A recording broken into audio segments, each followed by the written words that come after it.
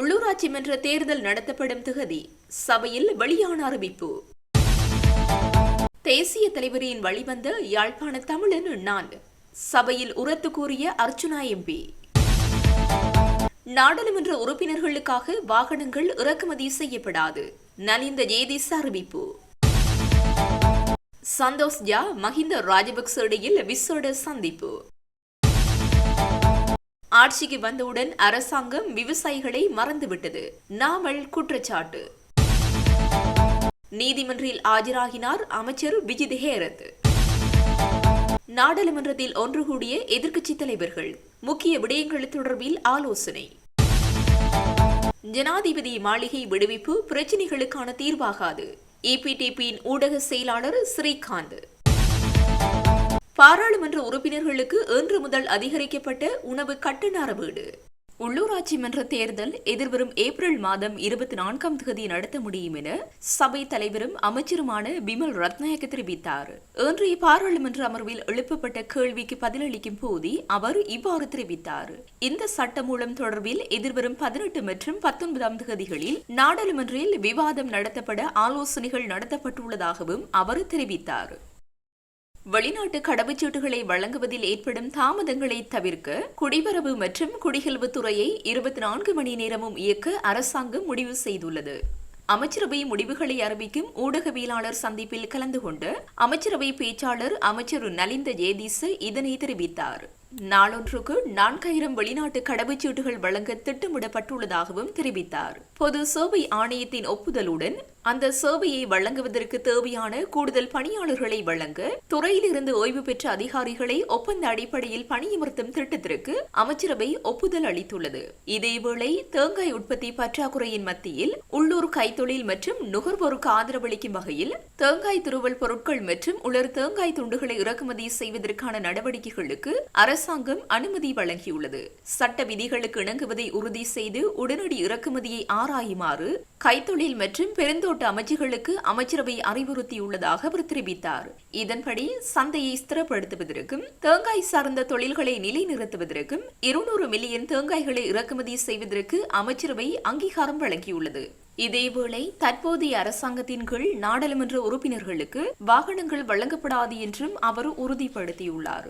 அத்தோடு தங்கள் அரசாங்கம் நாடாளுமன்ற உறுப்பினர்களுக்கு வாகன அனுமதி பத்திரங்களை வழங்குவதில்லை என்றும் அவர் குறிப்பிட்டுள்ளார். இதேவேளை நாடாளுமன்ற உறுப்பினர்களுக்கு தங்கள் கடமைகளை செய்ய ஒரு வாகனத்தை வழங்க அரசாங்கம் திட்டமிட்டுள்ளதாகவும் 5 ஆண்டு பதவிக்காலம் முடிந்ததும் வாகனத்தை திருப்பித் தர வேண்டும் என்றும் அவர் சுட்டிக்காட்டியுள்ளார். மேலும் ஆடம்பரம் இல்லாத வாகனத்தை வழங்குவதற்காக குழுவை உருவாக்க இப்போது நேரமில்லை என்றும் நாட்டின் பொருளாதார நிலைமையை கருத்தில் கொண்டு நாடாளுமன்ற உறுப்பினர்களுக்கு வாகனங்களை இறக்குமதி செய்யும் எண்ணம் தங்களுக்கு இல்லை என்றும் அமைச்சர் குறிப்பிட்டுள்ளார். உயிர்த்த ஞாயிறு தாக்குதல்கள் தொடர்பில் யாரை எப்போது கைது செய்வது என்பதை விசாரணைகளை முன்னெடுப்பவர்களே தீர்மானிப்பர். அவ்வாறு இருக்கையில் முன்னாள் ஜனாதிபதி கோட்டபய ராஜபக்ச கைது செய்யப்படுவார் என்பதை கம்மன்பில முன்கூட்டியே ஊகித்திருக்கின்றார் என்றால் உயிர்த்த ஞாயிறு தாக்குதல்கள் தொடர்பில் அவர் முன்னரே அறிந்திருக்கின்றார் என்று தோன்றுகிறது என அமைச்சரவை பேச்சாளர் அமைச்சர் நலிந்த ஜேதிஸ் தெரிவித்தார். அவர் மேலும் குறிப்பிடுகையில் உயிர்த்த ஞாயிறு தாக்குதல்கள் தொடர்பில் முன்னாள் ஜனாதிபதி கோட்டபய ராஜபக்ச கைது செய்யப்படுவாரா என்பது எமக்கு தெரியாது. அது விசாரணைகளை முன்னெடுத்து சட்டத்தை நடைமுறைப்படுத்தும் பிரிவினரின் கடமையாகும். அவை அரசாங்கத்தால் தீர்மானிக்கப்படுபவையல்ல. விசாரணை முன்னெடுக்கும் திணைக்களங்கள் கூறினால் மாத்திரமே நாமும் அறிவோம். எனவே யார் எப்போது கைது செய்யப்படுவார் என்பது எமக்கு தெரியாது. அவ்வாறு இருக்கையில் முன்னாள் ஜனாதிபதி கோட்டபய ராஜபக்ச கைது செய்யப்படுவார் என்பதை கம்மன்பில எவ்வாறு அறிவார் என்பதும் எமக்கு தெரியாது. ஒருவேளை அவருக்கு உயிர்த்த ஞாயிறு தாக்குதல்கள் தொடர்பில் அனைத்தும் தெரிந்திருக்கலாம். அதனால்தான் யார் கைது செய்யப்பட போகின்றார்கள் என்பதை முன்கூட்டியே கூறுகின்றார் என்றார். யாழ்ப்பாணத்தில் ஒரு விகாரையை இடிக்கக்கூடாது என்று கூறிய ஒரே யாழ்ப்பாண தமிழன் நான் தான் என்று நாடாளுமன்ற உறுப்பினர் அர்ச்சுனா ராமநாதன் தெரிவித்துள்ளார். இன்றைய நாடாளுமன்ற அமர்வின் போதே அவர் மேற்கண்டவாறு குறிப்பிட்டார். ஒரு சமூகத்தின் மதத்தினையும் உணர்வினையும் மதிக்க தெரிந்த தேசிய தலைவரின் வரலாற்றில் வெளிவந்த சாகவும் துணிந்த ஒரு தமிழன் நான் தான் என்று அர்ச்சுனா இதன்போது கூறினார். மேலும் யாழ் ஒருங்கிணைப்பு குழு கூட்டத்தில் வைத்து தையிட்டி விகாரையை இடித்தளிக்குமாறு எனது பக்கத்தில் இருந்தவர்கள் கூறிய போது அதனை எதிர்த்தவன் நான் இனவாதியல்ல. ஜனாதிபதி அனுரகுமாரவிடம் இந்த கோரிக்கை முன்வைக்கப்பட்டது. இந்த கோரிக்கைகளை வைத்து அரசியல்வாதிகளிடமிருந்து நான் தனித்து நிற்கின்றேன் என அவர் குறிப்பிட்டார். எதிர்க்கட்சித் தலைவர் சஜித் பிரேமதாச தலைமையில் ஏனைய அரசியல் கட்சிகளின் தலைவர்களுடன் எதிர்கால அரசியல் நடவடிக்கைகள் மற்றும் நாடாளுமன்ற விவகாரங்களை ஒருங்கிணைப்பது குறித்து இன்று முக்கிய கலந்துரையாடல் ஒன்று இடம்பெற்றது. நாடாளுமன்றத்தில் உள்ள எதிர்க்கட்சித் தலைவரின் காரியாலயத்தில் இச்சந்திப்பு இடம்பெற்றுள்ளது. நாடாளுமன்றத்தை பலப்படுத்துவதற்கும் அரசாங்கத்தின் நன்மை பயக்கும் முயற்சிகளுக்கு ஆதரவு அளிப்பதற்கும் தீங்கான கொள்கைகளை எதிர்ப்பதற்கும் ஒன்றிணைந்த எதிரணியின் அவசியத்தை இந்த சந்திப்பின் போது சஜித் பிரேமதாஸ் வலியுறுத்தினார். நாடாளுமன்றக்கு உள்ளேயும் வெளியேயும் கூட்டு நடவடிக்கையில் ஒருமித்த கருத்தை எட்டுவதே இக்கலந்துரையாடலின் முதன்மை நோக்கமாக அமைந்தது. நாடாளுமன்ற குழுக்களின் முக்கியத்துவத்தை எடுத்துரைத்த எதிர்க்கட்சித் தலைவர் அதற்கேற்ப எதிர்கால நடவடிக்கைகளை எடுப்பதற்கும் ஒப்புக்கொண்டார். இதில் கட்சித் தலைவர்களான Gayantha Karunathilaka, J C. Alawathuwala, Ajith P. Perera, Rishad Bathiudeen, Namal Rajapaksa, Dilith Jayaweera, Dayasiri Jayasekara, Ravi Karunanayake, Jeevan Thondaman, Sivagnanam Sritharan, Selvam Adaikalanathan, P. Sathiyalingam, A. Kariapper, V. Radhakrishnan, Anuradha Jayaratne, D. V. Chanakya மற்றும் காதர் மஸ்தான் உள்ளிட்ட பலர் கலந்து கொண்டனர். இலங்கைக்கான இந்திய உயர்ஸ்தானிகர் சந்தோஷ் ஜா முன்னாள் ஜனாதிபதி மஹிந்த ராஜபக்சவை சந்தித்துள்ளார். கொழும்பில் உள்ள விஜயராம இல்லத்திற்கு சென்ற உயர்ஸ்தானிகர் இன்று காலை முன்னாள் ஜனாதிபதி மஹிந்த ராஜபக்சவை மரியாதை நிமித்தமாக சந்தித்துள்ளார். பொதுஜன பெரமுனவின் பொதுச் செயலாளர் சாகர காரியவசமும் இந்த சந்திப்பில் கலந்து கொண்டார். இந்த சந்திப்பில் கலந்தாலோசிக்கப்பட்ட விடயங்கள் தொடர்பில் தகவல்கள் வெளியிடப்படவில்லை. அபிவிருத்தி லொத்தர் சபையின் முன்னாள் தலைவரான சந்திரவன்ச பத்திராஜாவுக்கு எதிராக தாக்கல் செய்யப்பட்டுள்ள லஞ்ச வழக்கு தொடர்பில் சாட்சியம் அளிப்பதற்காக அமைச்சர் விஜித ஹேரத் கொழும்பு மேல் நீதிமன்றத்தில் இன்று ஆஜராகியுள்ளார். கொழும்பு மேலதிக நீதவான் R.S.S. சமுத்தித முன்னிலையில் இந்த வழக்கு இன்றைய தினம் விசாரணைக்கு எடுத்துக் கொள்ளப்பட்டது. நீதிமன்றில் ஆஜரான பின்னர் அமைச்சர் விஜித ஹேரத் இது தொடர்பில் தெரிவிக்கையில், நான் கடந்த 2015 ஆண்டில் சந்திரவன்ச பத்திராஜாவுக்கு எதிராக லஞ்ச ஊழல் ஆணைக்குழுவில் முறைப்பாடு வழங்கியிருந்தேன். பொதுமக்களின் சொத்துக்களை தவறாக பயன்படுத்துவதை தடுக்கும் நோக்கத்தில் நான் இந்த முறைப்பாட்டை வழங்கியிருந்தேன். எனவே இது தொடர்பில் உரிய விசாரணைகள் நடத்தப்பட்டு சம்பந்தப்பட்டவர்களுக்கு எதிராக சட்ட ரீதியாக நடவடிக்கை எடுப்பது லஞ்ச ஊழல் ஆணைக்குழுவின் பொறுப்பாகும் என தெரிவித்துள்ளார். இதனை கருத்தில் கொண்டு கொழும்பு மேலதிக நீதவான் R.S.S. சமுதித்த எதிர்வரும் ஜூன் மாதம் 4ஆம் தேதி இந்த வழக்கு மீண்டும் விசாரணைக்கு எடுத்துக் கொள்ளப்படும் என உத்தரவு பிறப்பித்துள்ளார். பாராளுமன்ற உறுப்பினர்கள் இன்று முதல் தங்களது உணவுக்காக 2000 ரூபாவை செலுத்த வேண்டும். பாராளுமன்றத்தில் உணவுகளின் விலையானது இம்மாதம் 1ஆம் தேதி முதல் அமுல்படுத்தப்பட்டது. அதன்படி இம்மாதத்திற்கான முதலாவது பாராளுமன்ற அமர்வு இன்று ஆரம்பித்துள்ளதால் இன்று முதல் பாராளுமன்ற உறுப்பினர்கள் தங்களது உணவுக்கான அதிகரிக்கப்பட்ட விலையை செலுத்த வேண்டும். பாராளுமன்ற உறுப்பினர்களிடமிருந்து உணவுக்காக நாளாந்தம் அறவிடப்பட்ட தொகையானது 2000 ரூபாய் வரையில் அதிகரிக்கப்பட வேண்டும் என கடந்த 23ஆம் தேதி நாடாளுமன்ற குழு கூட்டத்தில் தீர்மானம் மேற்கொள்ளப்பட்டது. அதன்படி பாராளுமன்ற உணவகத்தில் காலை உணவின் விலை 600 ரூபாயாக அதிகரிக்கப்பட்டதுடன் பகல் உணவின் விலை 1200 ரூபாயாக அதிகரிக்கப்பட்டது. தேநீரின் விலை 200 ரூபாய் அதிகரிக்கப்பட்டது. இந்த புதிய விலைகள் இம்மாதம் 1ஆம் தேதி தொடக்கம் அமல்படுத்த திட்டமிடப்பட்டது. முன்னாள் ஜனாதிபதிகளான மஹிந்த ராஜபக்சவும் சந்திரிகா பண்டாரநாயக்க குமாரதுங்கவும் அரசியலை இன்னும் கைவிடவில்லை என முன்னாள் நாடாளுமன்ற உறுப்பினர் S.P. திசாநாயக்க தெரிவித்தார். அரசியலை விட்டு விலகாததினால் அவர்கள் வீடுகளில் நடைபெறும் கூட்டங்கள், கலந்துரையாடல்களை யாரும் பெரிய பிரச்சனையாக்கிக் கொள்ள தேவையில்லை என அவர் தெரிவித்தார். கொழும்பில் நடைபெற்ற ஊடகவியலாளர் சந்திப்பில் கலந்து கொண்டு இதனை தெரிவித்தார். அவர் மேலும் தெரிவிக்கையில், மஹிந்த ராஜபக்ச ஜனாதிபதியை எடுத்துக்கொண்டால் அவர் அரசியலை விட்டு விலகவில்லை. சந்திரிகாவும் அரசியலை கைவிடவில்லை. அதனால் அவர்கள் வாழும் இடங்களில் கூட்டங்கள் நடைபெறுகின்றன, கலந்துரையாடல்கள் நடைபெறும். அதனால் அவர்களுக்கு அதற்காக வசதிகளை அந்த வீடுகளில் ஏற்படுத்திக் கொண்டார்கள். இது ஒரு பெரிய பிரச்சனையாக்கிக் கொள்ள தேவையில்லை. அமெரிக்க குடியரசில் 4 வருடங்கள் ஜனாதிபதியாக இருந்த ஒருவருக்கு $2,20,000 சம்பளத்துடன் ஒரு வீடு வழங்கப்படுகிறது. எமக்கு தெரிந்த வரையில் அவருக்கு எங்கு போக வேண்டிய தேவை இருக்காது என்றார்.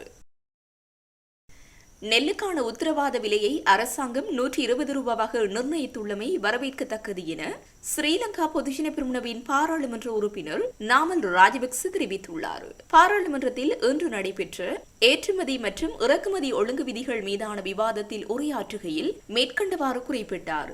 அவர் மேலும் தெரிவித்ததாவது, காலம் கடந்த பின்னராவது நெல்லுக்கான உத்தரவாத விலையை அரசாங்கம் 120 ரூபாவாக நிர்ணயித்துள்ளமை வரவேற்கத்தக்கது. இருப்பினும் உத்தரவாத விலையை நிர்ணயிப்பதற்கு முன்னரே ஒரு சில பகுதிகளில் விவசாயிகள் வேறு வழியில்லாத காரணத்தால் நெல்லை பிரதான அரிசி உற்பத்தியாளர்களுக்கு விற்பனை செய்துள்ளார்கள். விவசாயிகள் வெற்றிலை போடும் செலவையும் இணைத்துத்தான் நெல்லுக்கான உத்தரவாத விலையை கோருவதாக குறிப்பிட்ட விவசாயத்துறை பிரதி அமைச்சர் கடந்த காலங்களில் விவசாயிகளுடன் ஒன்றிணைந்து வெற்றிலை சாப்பிட்டதை மறந்துவிட்டார். செலவுகளை நிர்ணயிப்பதால் உத்தரவாத விலையை நிர்ணயிப்பதில் தாமதம் ஏற்பட்டதாக அரசாங்கம் குறிப்பிடுகிறது. ஆனால் கடந்த காலங்களில் பெரும்போக விவசாயம் முடிவடைந்ததன் பின்னரே இவர்கள்தான் செலவுகளை நிர்ணயிக்காமலே மனக்கணக்கில் உத்தரவாத விலையை குறிப்பிட்டுக் கொண்டு வீதிக்கு இறங்கி போராட்டத்தில் ஈடுபட்டார்கள். வாகன இறக்குமதி தற்போதைய பிரதான பேசுபொருளாக காணப்படுகிறது. தேசிய மக்கள் சக்தி கடந்த காலங்களில் 12 லட்சத்திற்கு மோட்டார் வாகனங்களை இறக்குமதி செய்ய முடியும் என்று குறிப்பிட்டது. ஆனால் இன்று அவ்வாறு இல்லை. ஆகவே தேர்தல் காலத்தில் மனதுக்கு தோன்றுவதை இலகுவில் குறிப்பிடலாம். ஆனால் அவற்றை செயற்படுத்த முடியாது என்பதை அரசாங்கம் இனியாவது விளங்கிக் கொள்ள வேண்டும். தேங்காய் தட்டுப்பாடு தொடர்பில் பிரதமரிடம் கேள்வி எழுப்பப்பட்டது. அவரும் அதற்கு பதிலளித்தார். ஆனால் அவரது பதிலில் குரங்கு தொல்லை, தேங்காய் சம்பள் மற்றும் தேங்காய் பால் பற்றி குறிப்பிடப்படவில்லை. குரங்குகள் தேங்காயை அளிப்பதால் தேங்காய்க்கான தட்டுப்பாடு ஏற்பட்டுள்ளதாக அரசாங்கம் ஆரம்பத்தில் குறிப்பிட்டது. பின்னர் தேங்காய் சம்பல் மற்றும் தேங்காய் பால் பயன்பாட்டுக்கு தேங்காய் அதிகளவில் பயன்படுத்துவதால் தான் தேங்காய்க்கான தட்டுப்பாடு ஏற்பட்டதாக குறிப்பிட்டது. அடிப்படை பிரச்சினைகளுக்கு சாத்தியமற்ற விடயங்களையே அரசாங்கம் குறிப்பிடுகிறது. அத்தியாவசிய பொருட்கள் தட்டுப்பாட்டுக்கு மத்தியில் தற்போது தொழிலின்மை பிரச்சினை தீவிரமடைந்துள்ளது. இந்த பிரச்சினைக்கு அரசாங்கத்திடம் என்ன தீர்வு உள்ளது? தொழில் வாய்ப்பு உருவாக்கத்திற்கு அரசாங்கத்திடம் என்ன திட்டம் உள்ளது? முன்னாள் ஜனாதிபதி கிராமத்திற்கு கிராமம் சென்றதை போன்று தற்போதைய ஜனாதிபதியும் செல்கிறார்.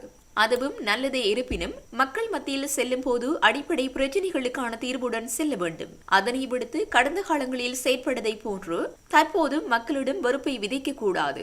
மக்கள் மத்தியில் பிரச்சினைகளை குறிப்பிட வேண்டாம். ஏனெனில் நீங்கள் தான் ஆட்சிக்கு வந்தவுடன் 24 மணித்தியாலங்களுக்குள் பிரச்சினைகளுக்கு தீர்வு காண்பதாக குறிப்பிட்டீர்கள். துறைமுகத்தில் இருந்து 323 கொள்கலன்கள் விடுவிக்கப்பட்ட விவகாரத்தில் அரசாங்கம் அலட்சியமாக செயற்படுகிறது. யார் அந்த கொள்கலன்களை இறக்குமதி செய்தது? அதில் என்ன உள்ளடக்கப்பட்டிருந்தது என்பதை அரசாங்கம் இதுவரையில் வெளிப்படுத்தவில்லை. இதனால்தான் மாகாண ஆளுநர் மீது குற்றச்சாட்டுகள் முன்வைக்கப்பட்டுள்ளன. இந்த அரசாங்கம் சிறந்த முறையில் புரிந்துணர்வுடன் பொய் உரைப்பதற்கு தேர்ச்சி பெற்றது. பொய்யை நீங்கள் சொல்லிவிட்டு அது பொய் என்று வெளிப்பட்டவுடன் எதிர்க்கட்சியான எங்களை விமர்சிப்பது பயனற்றது. இன்னும் பல விடயங்கள் உள்ளன. நேரம் கிடைக்கும் போது குறிப்பிடுகிறோம். திணற வேண்டாம். அமெரிக்காவில் ஆட்சி மாற்றம் ஏற்பட்டுள்ளது. சர்வதேச வளர்ச்சிக்கான யுனைடெட் ஸ்டேட்ஸ் முகவராண்மையின் செயற்பாட்டை நிறுத்துவதற்கு அமெரிக்காவின் புதிய அரசாங்கம் தீர்மானித்துள்ளது. இந்த முகவராண்மை இலங்கையில் உள்ள 100க்கும் மேற்பட்ட அரசு சார்பற்ற நிறுவனங்களுக்கு நிதியுதவி வழங்கியுள்ளது.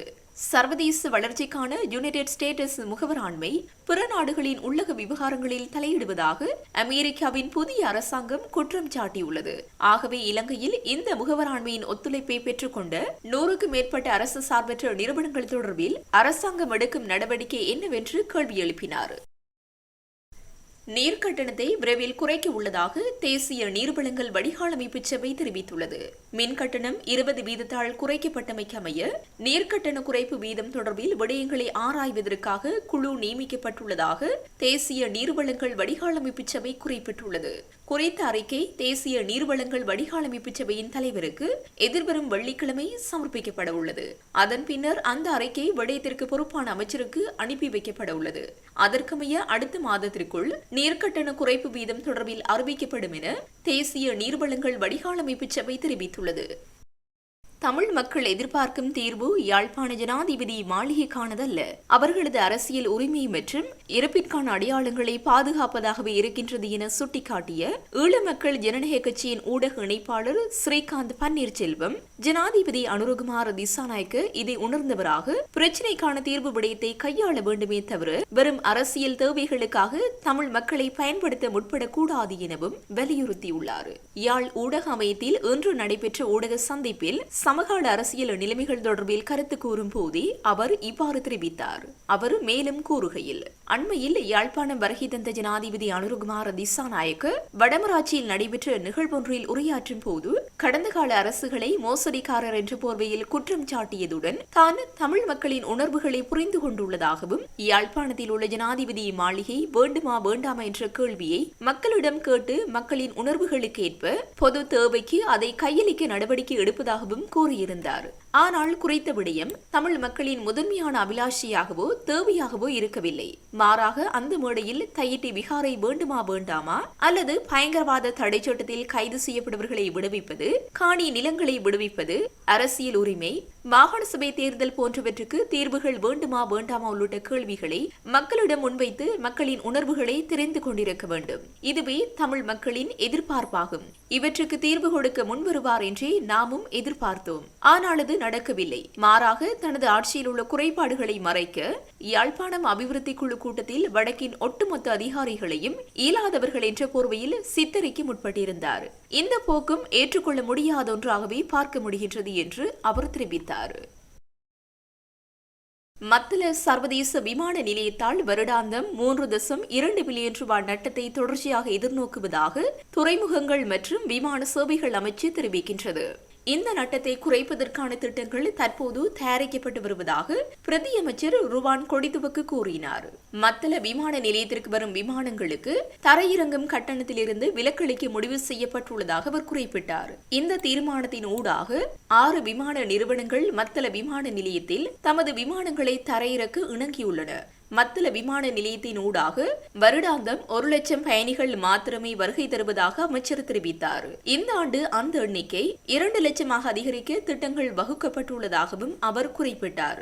மத்தள விமான நிலையத்தை சுற்றியுள்ள 17 கிலோமீட்டர் நீளமான பாதுகாப்பு வேலியும் பாவனைக்கு உகந்த நிலையில் இல்லை எனவும் அவர் கூறினார். விமான நிலையத்தை நவீனமயமாக்கவும் பாதுகாப்பை உறுதி செய்யவும் நடவடிக்கை எடுக்கப்படும் என அவர் மேலும் தெரிவித்தார்.